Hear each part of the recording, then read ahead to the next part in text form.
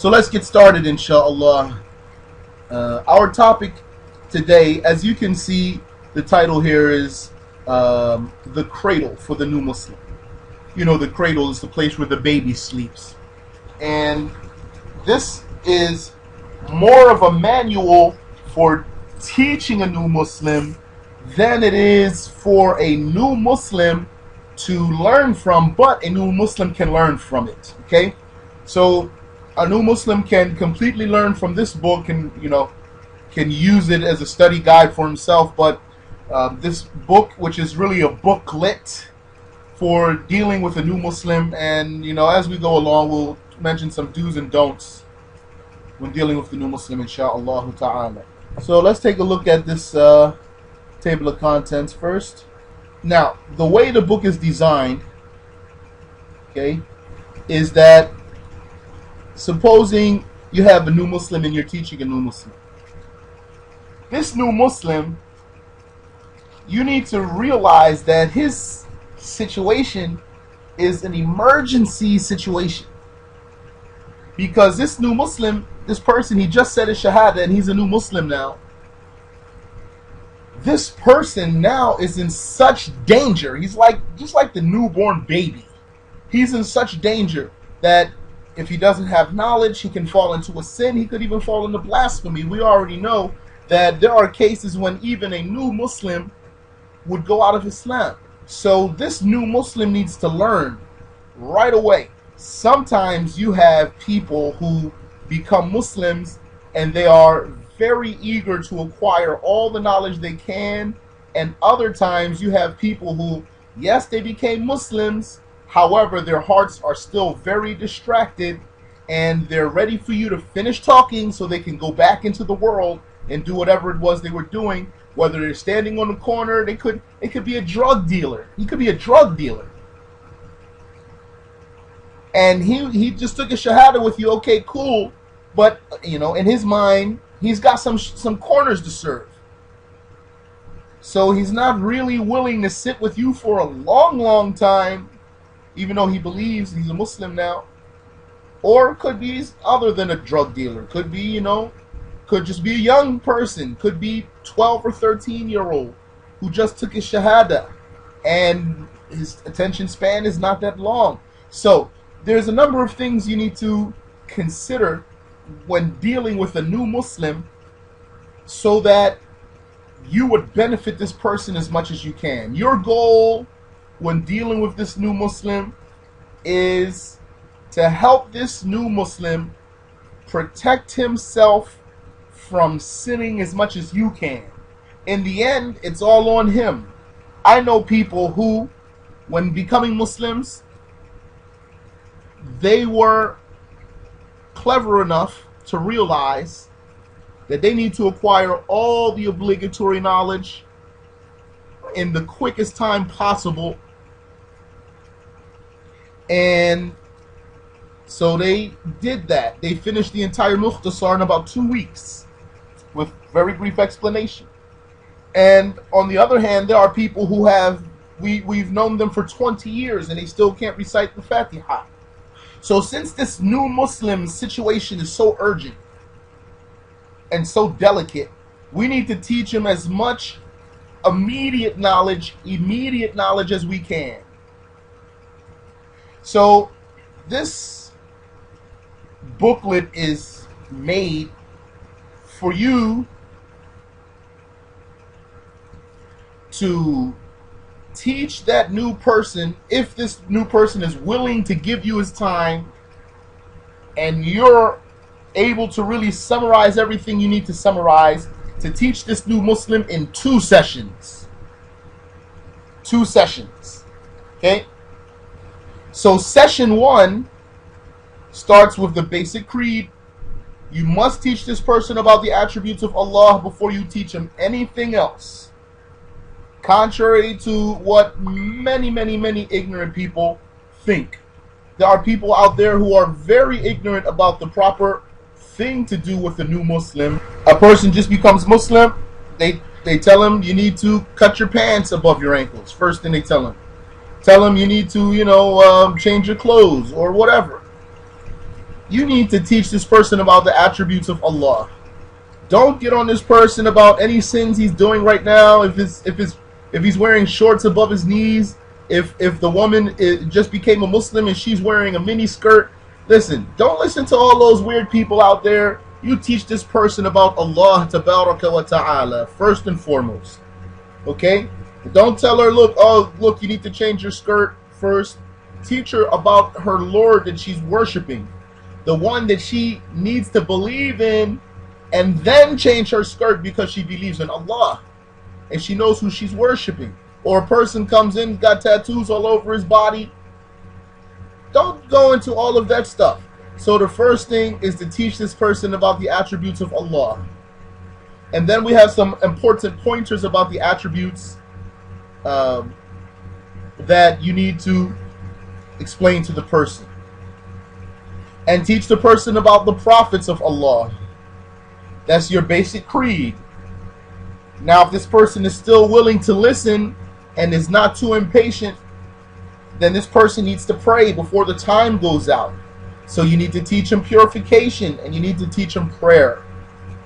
So you're going to teach this person about ghusl and wudu and istinja and removing filth, which that's if you want to talk about removing filth, but it's here. You might afford to be able to skip talking about removing filth. Okay? And then teach the person the basic prayer, and we have some important cases related to the prayer, as you can see. So we'll talk about that. So as you can see, this is more of a manual for the one who's teaching that new Muslim, but the new Muslim is definitely able to benefit from this booklet. Also, the person who is just an ignorant Muslim and he's like a new Muslim, follow the same procedures.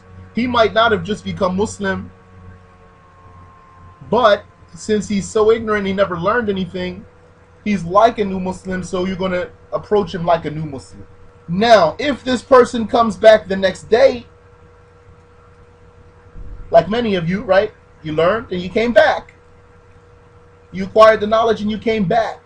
But there are people that, as you know, we see them one day and we never ever see them again. So if this person comes back another day, then we want to teach him a little bit about Judgment Day, because he needs to believe in that. That's important. So he can know what's the meaning behind all of this prayer and wudu, etc., and what he needs to work towards and why he needs to learn and why he needs to avoid sins. And teach him about some of the basics of blasphemy, of course. And then we need to teach him about the obligations, some of the obligations of the heart and some of the sins of various organs. Why? Why he needs to know that right away so he can avoid the haram. He's a new Muslim. We don't want him to just, fall into a major sin the hour he became a Muslim. Because once he became a new Muslim, he needs to pray. His situation is urgent. But again, you need to look into that person's situation. You really need to think about this person that you're dealing with. I'll give you an example. One day I was walking down the street and I was approached by a guy selling Lucy's. That means individual cigarettes. So he asked me if I wanted to buy a Lucy. However, he didn't approach me like most street guys would. he was actually humble and mannerly, and he asked me in the most meek way if I wanted to buy a cigarette from him. And now, as far as the streets are concerned, he's not going to make much money like that. But when I saw his approach and how he came to me, I felt immediately in my heart, this guy, inshallah, he'll become a Muslim. So I talked to him. He became a Muslim.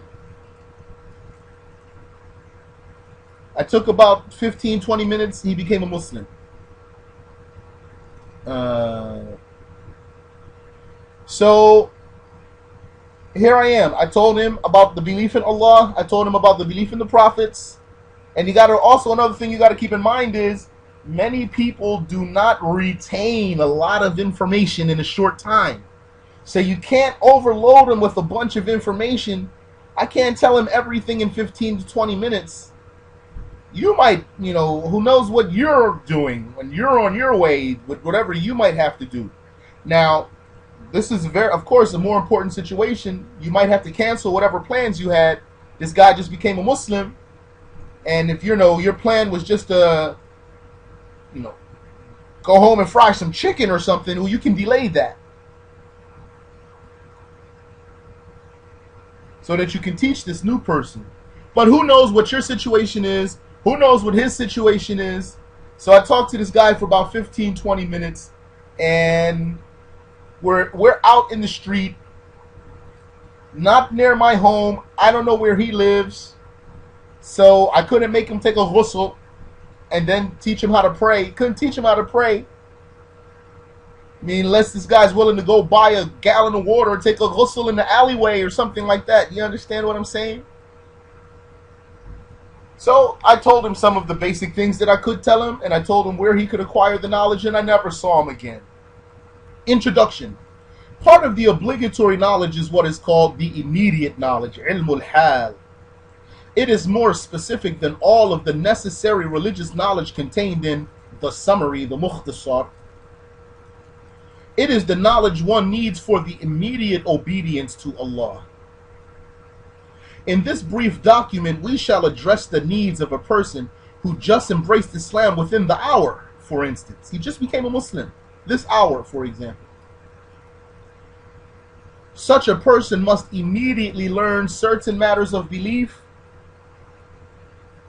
and learn about matters of purification and prayer. So to pray before the exiting of the prayer times, that's urgent. Once that person took his shahada, you need to think, how much time do I have before his prayer goes out?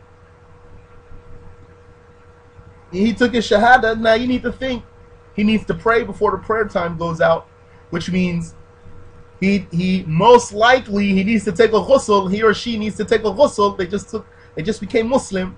They can't pray without ghusl. And that means you need to teach them how to make a ghusl and how to make wudu, and you need to teach them how to pray. And you might only have an hour or 2 or 3 to do all of that. They must also learn about some of the sins because it is obligatory to refrain from them immediately. Immediately, he needs to refrain from those sins, because if he commits those sins, he will have fallen into a sin. His being a new Muslim doesn't make the fact that he sinned not a sin.